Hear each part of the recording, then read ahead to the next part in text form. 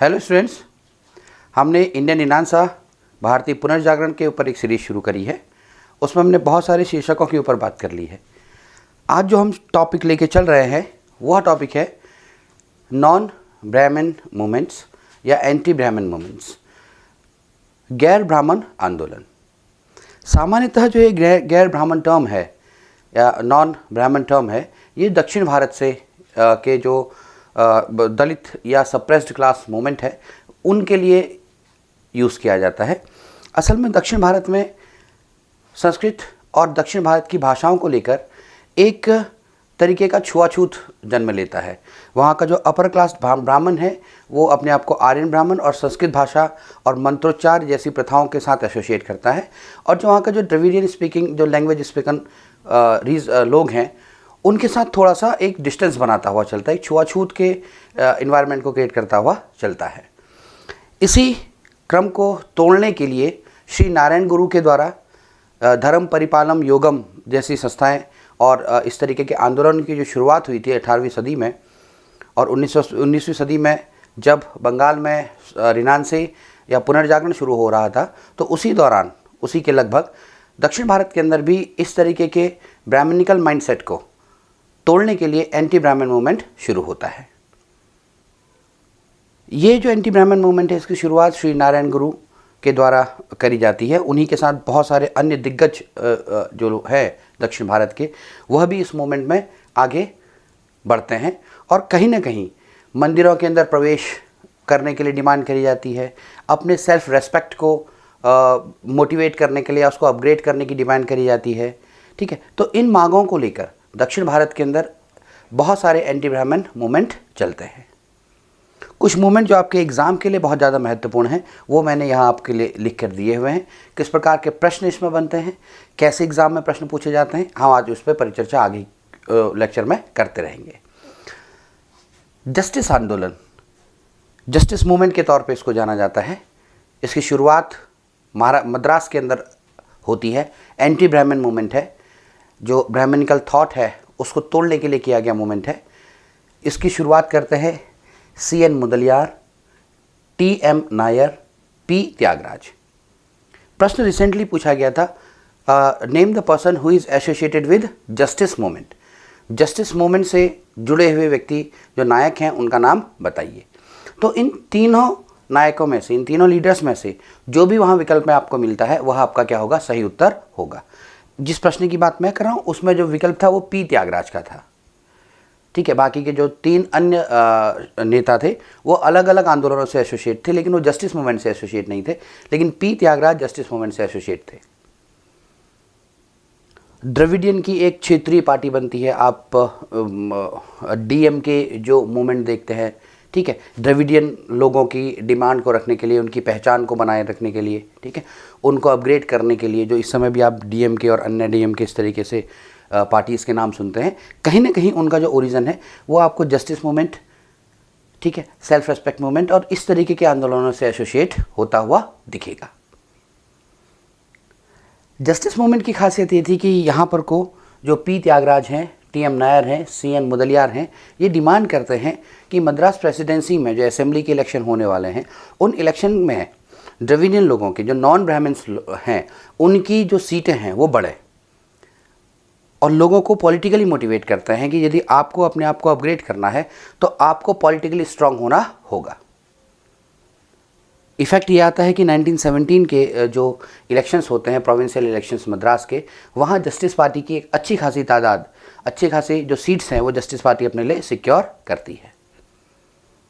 तो प्रश्न ये भी पूछा जा सकता है कि जस्टिस पार्टी किस प्रेसिडेंसीज के अंदर अपने मूवमेंट को चला रही थी, मद्रास, बंगाल, महाराष्ट्र या पंजाब प्रांत में, तो आपका उत्तर सीधा सीधा हो जाएगा मद्रास प्रेसिडेंसी या मद्रास प्रांत में। आगे चलते हैं बच्चों, सेल्फ रेस्पेक्ट मूवमेंट की बात करते हैं, आत्मसम्मान मूवमेंट। देखिए, मैं बार बार आपको ये बोल रहा हूँ कि एंटी ब्राह्मणिकल मूवमेंट है, ठीक है, गैर ब्राह्मण जो जातियां हैं उन्होंने इस आंदोलन को शुरू किया। और किस लिए शुरू किया?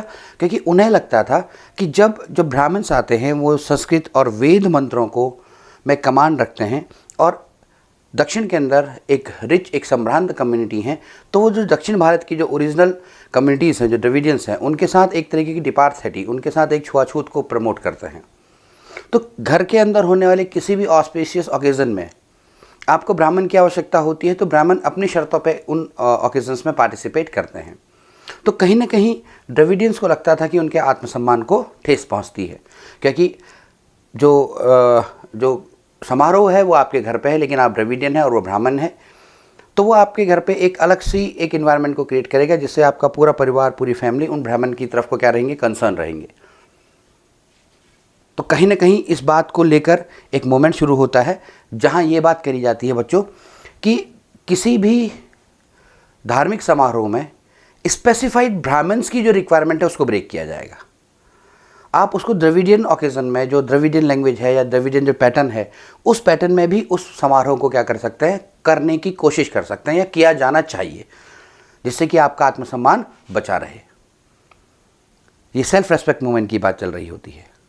इसकी शुरुआत करते हैं ई.वी. रामास्वामी नायकर और बालाजी नायडू। बच्चे देखिए, जो टॉपिक मैं आज आप लोगों के साथ डिस्कस कर रहा हूँ, मेंस जो प्रतियोगी जो परीक्षाएं होती हैं, जो भी परीक्षाएं जिसमें मेंस लिखा जाता है, वहाँ पर को आपको नॉन ब्राह्मणिकल मूवमेंट के ऊपर एक लंबा एक डिस्क्रिप्टिव जो क्वेश्चन है वो लिखने के लिए मिल सकता है। लेकिन क्योंकि हम अभी जो अपनी सीरीज स्पेसिफाइड बना रहे हैं वो हम प्रीलिम्स को ध्यान में रख के या CDS, NDA, असिस्टेंट कमांडेंट, इन एग्ज़ाम्स के को ध्यान में रख के बना रहे हैं, तो इसमें जो प्रश्न आते हैं बच्चों वो वैकल्पिक प्रश्न है, उसमें ऑप्शनल बेस्ड क्वेश्चन है। तो उसमें बहुत ज़्यादा जो डिस्क्रिप्टिव है या जो बहुत ज़्यादा डिस्क्रिप्शन है उसको याद करने की मुझे नहीं लगता कि आप लोगों को बहुत ज़्यादा अनिवार्यता है। याद आपको होना चाहिए, आपको चीज़ें जानकारी में होनी चाहिए, इसलिए मैं इन चीज़ों को आपके साथ रखता हूँ। लेकिन आप जिन परीक्षाओं की तैयारी कर रहे हैं वो वैकल्पिक उत्तर वहाँ पर को दिए जाते हैं, और वो जो प्रश्न बनते हैं वो प्रश्न विचारधारा के बारे में नहीं, बहुत कम बनते हैं या नहीं बनते हैं। वहाँ सीधे फैक्चुअल क्वेश्चन बनते हैं, तथ्यात्मक क्वेश्चन बनते हैं। जैसे प्रश्न सीधा पूछ लिया जाएगा कि जो सेल्फ रेस्पेक्ट मूवमेंट है यह निम्नलिखित में से किस मूवमेंट से एसोसिएटेड है। ठीक है, एंटी अनटचेबिलिटी मूवमेंट, छुआछूत या हरिजन या दलित मूवमेंट से एसोसिएटेड है, नॉन ब्राह्मणिकल मूवमेंट से एसोसिएटेड है, ठीक है, एजुकेशनल मूवमेंट है या वुमेन एम्पावरमेंट का मूवमेंट है। सीधा प्रश्न है। तो आपको पता है कि आत्मसम्मान या सेल्फ रेस्पेक्ट मूवमेंट जो है वो कौन सा मूवमेंट है, एंटी ब्राह्मणिकल मूवमेंट है। तो इस मूवमेंट की विचारधारा क्या है, ये उन पेपरों के लिए, उन परीक्षाओं के लिए आवश्यक है जहां डिस्क्रिप्टिव पेपर लिखना है आपको। ठीक, बाकी आप अपना अध्ययन कर सकते हैं, जो भी आपके डाउट हैं वो आप हमसे शेयर कर सकते हैं, उसके बारे में मैं आप लोगों के उसके प्रश्नों के उत्तर देता रहूँगा।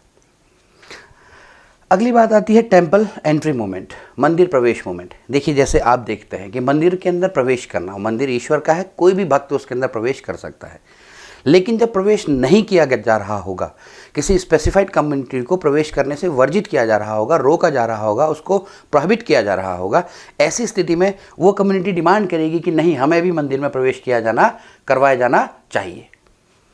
तो ये मूवमेंट भी नॉन ब्राह्मणिकल मूवमेंट है।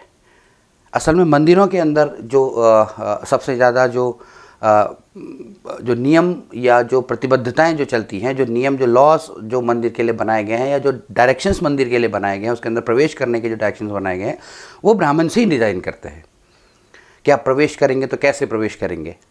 अब उसमें भी अगर आप किसी स्पेसिफाइड कम्युनिटी के हैं तो आप मंदिर के रास्ते में भी नहीं चल सकते हैं।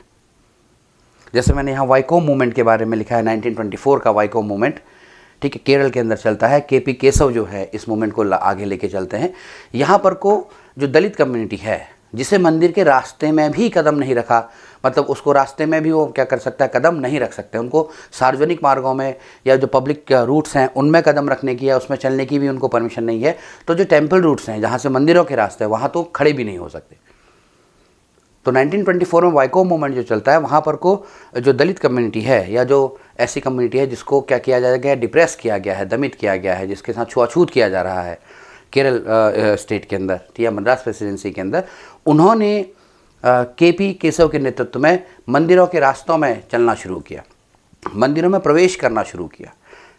ये जो मोटिवेशन उनके अंदर आता है या जो ये एक रिनांस है, एक जो पुनर्जागरण उनके अंदर आता है, उसके पीछे कहीं ना कहीं श्री नारायण गुरु जो इन्होंने 1888 के आसपास जो इन्होंने जो मूवमेंट शुरू किया था, ठीक है, धर्म परिपालन योगम जैसी जो संस्था इन्होंने इस्टेब्लिश करी थी, जहाँ से ये बात करी गई थी कि हमें छुआछूत को क्या करना है, दूर करना है, मंदिरों के अंदर प्रवेश करना है, ठीक है। बच्चों को जो स्पेसिफाइड इजरवा कम्युनिटी के बच्चे हैं उन्हें शिक्षित करना है। तो सोचिए कि जिन्हें समाज के अंदर उच्च वर्ग के साथ 16 फीट 32 फीट की डिस्टेंस पे खड़ा होना है, वो जब बच्चे स्कूल जा रहे हैं 18th, जब हम बात करेंगे 19th सेंचुरी की लास्ट में और 20th सेंचुरी की शुरुआत में, जब वो बच्चे स्कूल गए होंगे, पढ़े लिखे होंगे, एजुकेटेड हुए होंगे, तो उन्होंने अपनी इस राइट को डिमांड करी गई होगी, they are the human being. तो डिस्क्रिमिनेशन क्यों? तो देखिए 1924 में जब ये वाइको मूवमेंट चलता है, तो जो एजुकेटेड कम्युनिटी है या जो एक इनलाइटेंड कम्युनिटी है, वो मंदिरों के रास्तों में प्रवेश करना शुरू करते हैं, मंदिरों के अंदर प्रवेश करना शुरू करते हैं और जो पुराने जो ब्राह्मणिकल आइडिया है उसको सीधा सीधा चैलेंज करते हैं। इफेक्ट ये होता है